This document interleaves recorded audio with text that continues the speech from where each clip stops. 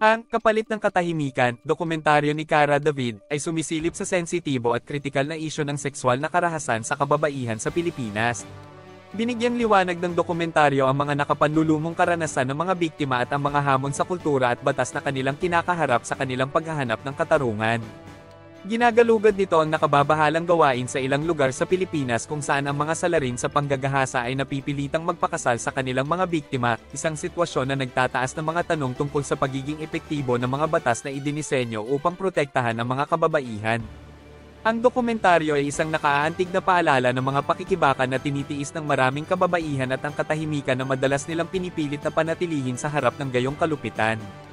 Ito ay isang malakas na panawagan sa pagkilos para sa pagbabago ng lipunan at reformang legal upang matiyak na ang mga biktima ay tumatanggap ng katarungan na nararapat sa kanila.